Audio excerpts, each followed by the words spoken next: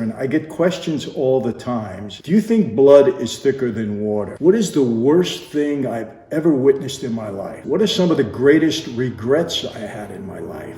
Did the Mafia make a man out of me?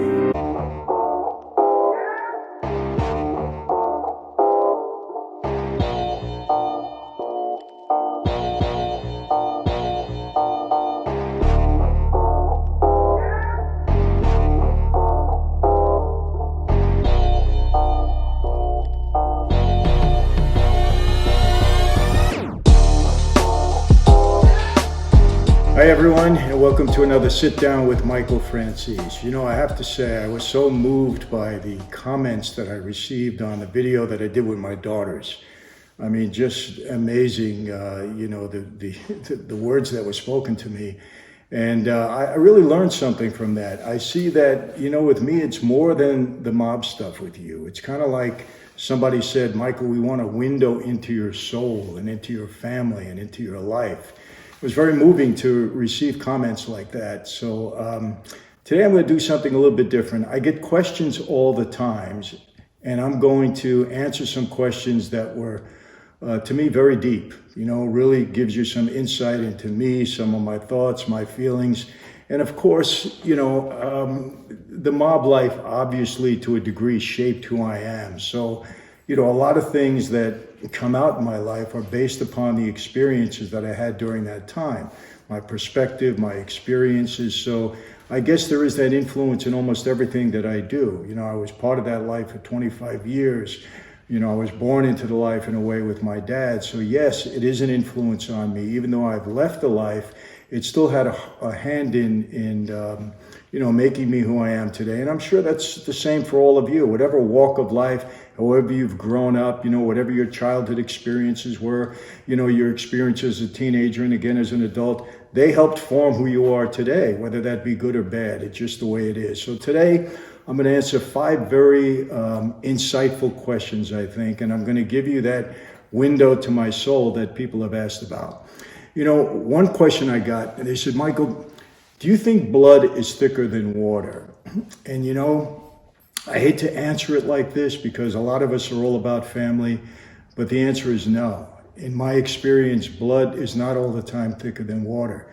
Going back to, biblical times with Cain and Abel. I mean, the first murder in the Bible was brother on brother, and what does that tell you? If the Bible is to be believed, then of course, my faith, I do believe it, many people do. That shows you right there that blood is not thicker than water. In my own experience, I've seen it many, many times where family turned against family, blood turned against blood. Give you an example, I think I said this in another video. My dad's nephew, Michael Franzese, who was my dad's brother's son, my cousin. He turned against my dad. He was the one that brought the information back to my dad about my mother's allegedly cheating, which turned out not to be true. But he turned against my dad. There were reasons for that. He turned his faith towards somebody or his allegiance towards somebody that would benefit him in that life while my father's away serving what everybody believed would be a death sentence. They thought he'd never get out of prison. So I experienced that then. It was very upsetting, extremely upsetting. Look, I got to be honest with you, my brother John, we're blood, but my brother did turn on my father in a way he turned on me. And, we loved each other, no doubt about it. But when something else became more important to him or more vital to him or more necessary to him, he was able to turn on his blood, his family. Another incident, I think I told this in another video, when 2 brothers that I knew, made guys in that life, turned on their father because of alleged violation he did in the policy in that life and actually took his life. They killed their father. So I've seen many incidents of this, and I can go on and on and on about it, but I won't. But I think this answers the question. Blood is not always thicker than water. Look, husband and wife, they're not blood, but what more tight relationship is that when there is a true marriage? I mean, there are a lot of instances where friendships, surpass the loyalty and the love that we have in families. So hope that answers that. No, I do not believe all the time that blood is thicker than water. And I'd love to hear your comments about that. Comment on it. We'd like to hear it. Number two, what is the worst thing I've ever witnessed in my life? You know, the worst tragedy, the worst experience. People, look, I got to be honest with you. I know, that some of you believe that I was above the fray in that life because I was an earner and I never witnessed anything that was uncomfortable or horrifying. It's not true, people. I've seen my share of death, both inside the life and outside of the life. And it's ugly. It's horrible no matter what. I don't care what anybody tells you. I don't pertain to be, a contract killer or anything like that, but I've seen my share of death.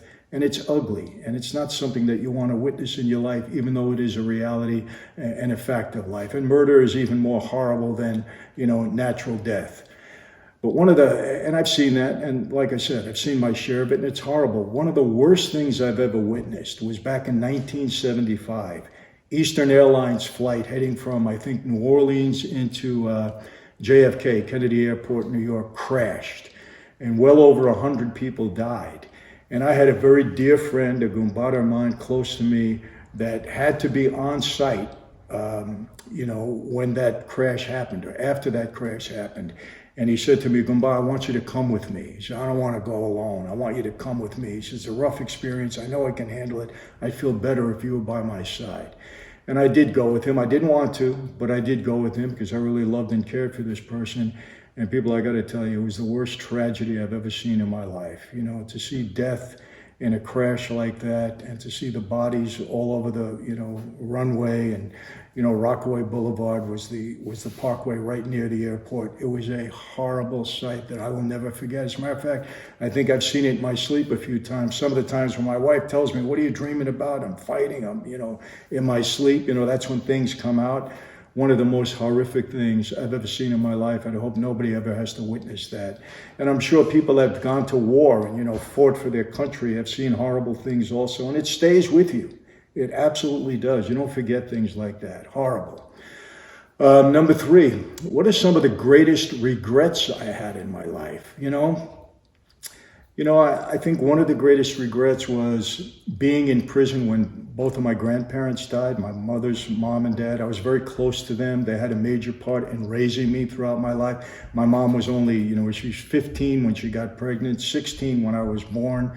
So, for a long part of my life, my grandparents were very vital. They were there. They took care of me along with my mom. And one of my greatest regrets was when they passed away. I wasn't able to see them for years before that, and I wasn't able to attend their funerals. That was terrible. When my sister passed away, same thing, in prison, and wasn't able to, to be at her funeral, and that was horrible. And my baby sister, I loved her, and it's a regret, and it's something that stays with you. And another thing is, I think just the mob life, the strain that it put on my family. And it really did, people. I mean, my relationship with my dad, as a result of my walking away and a few other things that occurred. I loved my dad until the end, and I know he loved me, but the relationship was a bit strained. I'm not going to get into all the reasons of that, but, there was a betrayal there, no doubt about it, from my dad, I believe. And I understand because he was a product of the life, I understand why it occurred, but it still did put a strain on the relationship. And maybe my dad felt in a way I betrayed him by walking away from that life. I understand that too. I know my dad's mentality. There was a strained relationship with my brother, strained relationship with my mother. I didn't see my sisters as much. And it was a result of my being part of that life and my father being part of that life. So that is a great regret. And then one of the really greatest regrets in my life is the strained relationship with my two daughters in New York. And they were from my first marriage. And when their mother and I divorced, they never really got over it. And our relationship was never the same because, I did 8 years in prison. I wasn't in contact with them as much. I'm going to blame myself. I'll take responsibility. I'm the father, and by, some way, somehow, I should have made it work, but I didn't. And even until now, I love them, and I know they care about me, but the relationship is not the same in any way, shape, or form, and it never will be. And I really have a regret for that. Like I said, I take responsibility. I was the dad. Somehow I should have made it work. But that's one of my greatest regrets in life. Number 4, Michael, what were some of the scariest moments in your life? Well, I had a couple. I think I spoke about it once before. One time was walking into that room when I thought I was going to get killed. I told you that life, one of the worst parts of that life is that you make a mistake, your best friend walks you into a room, you don't know about it, you walk into that room, boom, you're gone. And yes, it's your best friend that walks you in, that lures you into that. Well, I had that experience one night, not going to go into detail again. I did explain it, and walking into that room was very scary. I won't claim anything else. It wasn't a macho thing that I did walk into the room. I told you it was more robotic. I thought, hey, if I'm going to get killed, this is the life I led, and this is where I'm going. So I knew I was able to walk in, but I was scared, no doubt about it. Another time, I hope you never experienced this, but when I was on trial in the Giuliani case, when I knew that if I got convicted, I would have gotten at least 50 years in prison, at least 50, and that's just about a life sentence. Standing in front of that jury, waiting for that jury, to announce their verdict, that was scary. Because remember, the only word you want to hear is not. That's it. The greatest word ever, not guilty. But that's scary, I'll be honest with you. When you know it's life-changing, I knew at that moment, if that jury came back and said guilty, I was gone. Gone from family, freedom gone, life-changing experience for me, my family, the people that I loved. That was it. So that's very scary when you know something like that can change your life. I'll tell you what it also told me. It also gave me even greater respect for people, because there's people of your peers that are supposed to be on that jury. School teacher, a janitor, a clerk in the store, a cash register clerk. These are the people that can change your life in a moment. So don't ever think that you're so powerful that you can overcome anything. You can't, because people can undo your life. They don't have to be on your level in life, but they can change your life. They have that much authority when they're on a jury. So that was very, very scary. The first night I spent in the hole, I told you about that. Yeah, that was scary. Why? Because I believed that I would never get out of prison again, that my whole life would change, that I'd spend probably the rest of my life in a 6x8, 6x10 cell. Yeah, that's scary. And that night, I was pretty scared. I told you about that. I told you, I used to demean people that were suicidal. I called them weak because they couldn't face up to their troubles. I don't do that anymore. After that experience, I wasn't suicidal. I wasn't that brave. But I wanted to lay my head on a pillow and not wake up again, because it was too scary to think of my future locked up in that hole, away from my family, my loved ones for the rest of my life. That was scary. But there's one incident that I think that trumps them all. And look, I'm a pretty strong guy emotionally and mentally, been through a lot, and was able to overcome a lot of struggles and challenges. I have a strong, desire to overcome things, and I'm always pretty optimistic about life. I always think I can handle something. And I think it's a good quality to have within reason, within reason. But I think one of the scariest moment or time in my life was when my daughter Julia was born. She was born premature. And, hearing the doctor say that her breathing was irregular, seeing her go into that incubator with tubes and everything on her, not knowing if she was going to make it or she was going to live, that was the scariest moment in my life. It really was. And she was in there for about 5 days. And man, I prayed every day, and my wife and I were scared. And when you lose somebody that, you love, and you were just an infant, just born, but it was my child, and it was just so scary. And I think about that, and I have to say that trumps everything else. If I think back, that was the scariest moment in my life. The last one, did the Mafia make a man out of me? Somebody asked me that. It's a good question. And well, where do you have to answer that? What is a man? What's a real man? Is a man a killer? Is a man a tough guy? What is a real man? I don't think it's any of that. And look, I had the capability, the ability to do things that were, not good. Let's put it that way. That didn't make a man out of me. If I followed orders and I took care of something and I was able to step out of myself and do it, that didn't make me a man. It made me a guy that could follow orders, And, I don't pertain to be the toughest guy around. I can handle myself, when I need to, but I'm certainly not the toughest guy around. I don't want to be known for that. That's not my legacy. That's not it in life. I think, what makes a real man? A man that has compassion for others, that really cares about people. Something inside of him that makes him care about people. That's a good quality for a man to have. A man has to provide for his family. If a man can't provide for his family, what good is he, really? No matter what he has to do, he has to provide for his family. I think that's a sign of a real man. A man will defend his family no matter what. No matter what danger, if he has to give up his own life, he'll do it for his family. I can tell you this, and it's not a macho thing. I'd give up my life for any one of my wife, my children. I'd do it in a second. I wouldn't think twice. Why? Like any father, that's what we do. But that's a good quality, a good trait for a man to have. And I don't think women are the weaker sex. I want to make this clear. As a matter of fact, I think in many ways, they're just better than men, in a lot of ways. They're just better than men. But I think men have to be the stronger sex. I really mean that. And I think that's the way it was meant to be. And that's not being macho at all. That's just the way I see things. I want to be able to defend my woman. I don't want my woman to defend me. Just how I feel about it. I think a man is one that will defend his country honorably.